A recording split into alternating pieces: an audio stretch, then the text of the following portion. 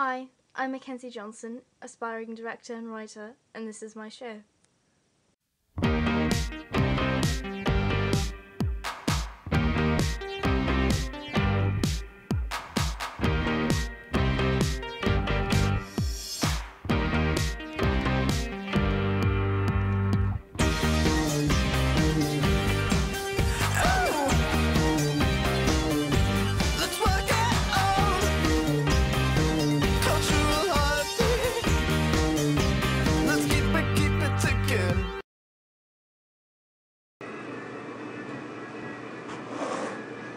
Hi everyone, it's me again, and I've finally decided what I'm going to do today. On one of my last videos, you saw I had a mixture of fake blood. And, oh here it is. In case you were wondering, this is it right here. I put it in a film capsule because I'm afraid there's nothing else I had that was pod-like. Now, I've got myself another film capsule, and I'm going to make another vial of blood. This time I'm going to double the quantity and make it darker. Because you couldn't already tell, this is kind of pink, and it's not supposed to be that pink. So, I decided since I'm going to make it, I wanted you to watch. And I wanted to teach you how to make your own fake blood, just in case you might want to do a few projects of your own. The first thing I like to start with is some kind of measuring. If you want to use just an everyday average spoon, that's fine. I like to use measuring spoons. So what I start with is a simple bowl and a mixture. Since I already made my second mixture today, and then I decided to make a video for you, I don't know why, I'm going to be making a third mixture, and I'm going to find another capsule somewhere around the house. Because let's face it, I'm never going to need too much of this stuff. Give me 1 second, I'll grab a bowl. This bowl will be holding all of your ingredients. Get one everyday average spoon, fill it with 2 whole spoonfuls of water. I simply get mine from my sink. It's better if it's warm, however if it's cold that's fine too. It's easier for the other ingredients to mix in if it's warm. And if you want it for a warm blood consistency, warm water is the best way to go. Heating up all your ingredients will show how the blood is going to act when placed in a microwave or on top of a stove. Or putting it in the fridge is going to show how it acts when it's cold or in a cold environment. So it's best to figure out exactly how your blood's going to work. I heated up my water. Woo! Spoonful of water. And now I've got to do another one. Oh good.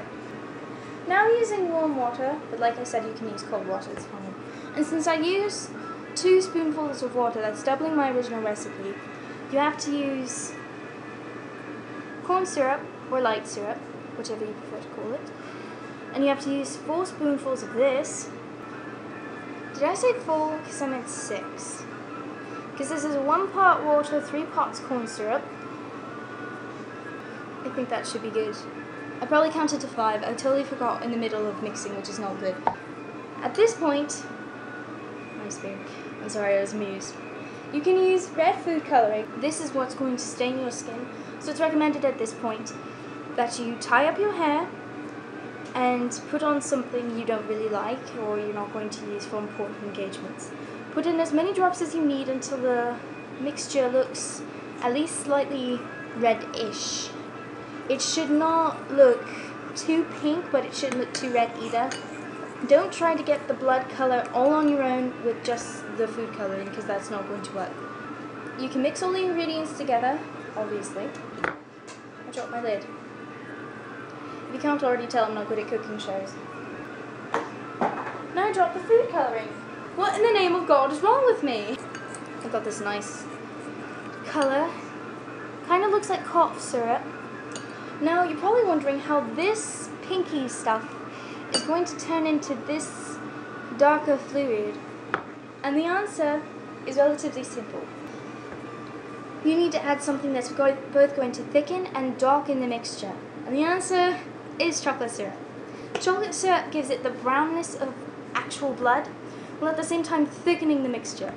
Put in as much as you need for it to get to look almost black. It looks really cool as you're mixing it in. See? It's already darkened to a perfect amount and it's given it a brownness that turns it nearly black when coagulated all together, but when you pour it, still retains red. Except it's dripping a little too fast for me.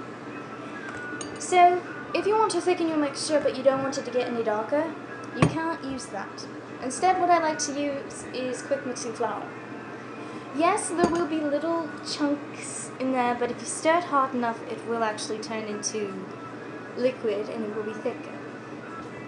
And besides, if you don't want to stir that hard, you can just pick off the little thingies as they float to the top. Mix it in nice and good, and essentially that's it. You can put it in the fridge to thicken it. It'll eventually, warm up again and it'll turn back to its original consistency. Or you can put it in the microwave and thin it. It'll again freeze once more to its original consistency. It's a pretty good recipe, in my opinion. Mind you, this mixture of fake blood will stain your skin unless if you're wearing lotion, and even then it's iffy. So beware when using it in your clothes. And if you have something like school or an important engagement, it is not recommended to wear the blood on your face. However, it is edible, so you can put it in your mouth. It is 100% non-toxic, so you're safe.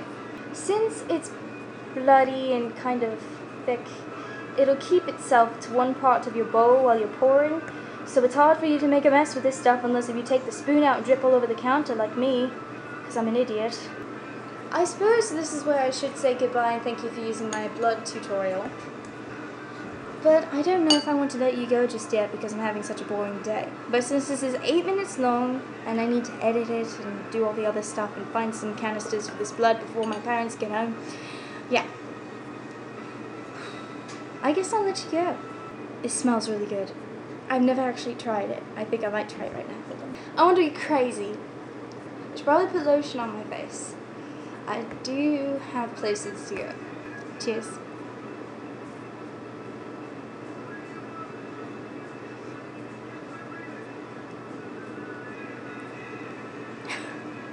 I didn't mix this enough, obviously. So there were still little globules of the mixing flour in there. I'm obviously not using this blood again because I'm spitting in it. I'm such a freak. If you're spitting it out, be sure to spit it into some kind of towel if you're spitting into a towel, because you need to wipe off your tongue or something. Use one that's not really important, like not a beach towel, because then people are going to think you killed someone. It tasted alright. It was the flour that got me. That's about all we have time for. I've got to find 2 new fill canisters. I'll see you around. I'm Mackenzie Johnson. Say, please don't eat your blood until you're absolutely certain that it's been mixed properly. And I'm signing off now, so bye.